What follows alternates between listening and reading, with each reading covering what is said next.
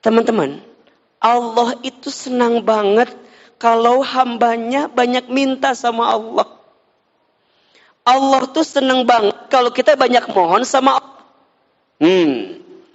Jangan samakan Allah dengan manusia. Manusia itu kalau saking sering diminta, makin kesel kan? Teman-teman minta ke Ahilman. Ahilman kasih sekali. Minta lagi. Kesel apa enggak? Kesel. Tapi kalau Allah enggak. Allah tidak. Allah itu makin kita butuh, makin kita ngerasa butuh, makin kita minta, makin kita mohon, Allah makin sayang sama kita, Allah makin cinta sama kita. Makanya mohon maaf ya, di antara hikmah kenapa Allah berikan masalah dalam hidup kita, Allah tuh pengen kita sadar kalau kita ini butuh sama Allah. Itu. Saya ulangi perkataan ini nih. Jadi kalau ngerasa, Ustadz, kenapa ya aku tuh diuji? Kenapa ya aku tuh dikasih masalah? Kenapa ya aku tuh dikasih persoalan? Karena Allah tuh pengen banget kita sadar. Kalau kita ini hamba Allah yang lemah, kalau kita ini hamba Allah yang tidak punya daya upaya, dan di saat yang bersamaan, Allah tuh pengen kita sadar kalau kita butuh siapa? Kita butuh siapa? Kita tuh butuh Allah, teman-teman. Makanya, di antara adab dalam berdoa ya, yang tidak boleh teman-teman tinggalkan, kan yang pertama doa itu, satu, memuji nama Allah. Yang kedua, teman-teman, menghambakan diri sehamba-hambanya di hadapan Allah. Maksudnya apa? Menghinakan diri kalau kita lemah. Kalau kita ini tidak punya daya upaya, ya Allah, hambamu yang lemah. Hambamu ini ya Allah yang sedang punya masalah. Hambamu ini ya Allah yang sedang punya persoalan. Hambamu ini ya Allah yang sedang berat hidupnya. Hambamu ini ya Allah yang sedang sakit hati perasaannya. Gitu tuh. Kan kadang-kadang kita mah suka kebaliknya. Kalau doa teh kadang-kadang suka cerita gini. Ya Allah, hamba teh udah tahajud ya Allah. Hamba teh kurang apa ya Allah? Ya Allah, hamba teh udah ngaji, udah sedekah. Harusnya engkau kabulkan dong doa hamba ya Allah. Seakan-akan nuntut sama Allah kan? Padahal seharusnya kita menghambakan diri. Ya Allah, hamba yang banyak dosa. Ya Allah, hamba yang sering berbuat maksiat. Ya Allah, hamba yang sering berbuat salah. Hamba minta kepadamu ya Allah. Itu poinnya. Makanya apa? Ketika kita ingin mendapatkan ridhonya Allah, kita yakin Allah itu dekat dengan kita. Apa? Ujibu da'wata da'i idza da'an. Allah akan menjawab setiap permintaan hamba jika hambaku berdoa kepadaku. Nah sekarang teman-teman harus tahu bagaimana cara Allah menjawab doa-doa kita. Ada 3 jawaban Allah itu.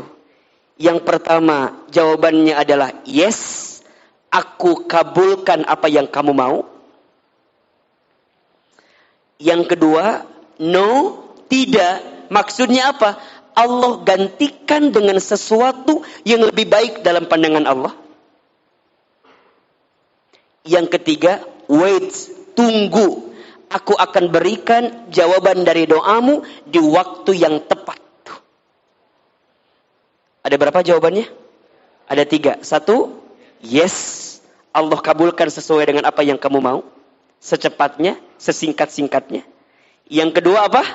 No. Maksudnya apa? Tidak. Allah akan berikan sesuatu yang lebih baik dalam pandangan Allah.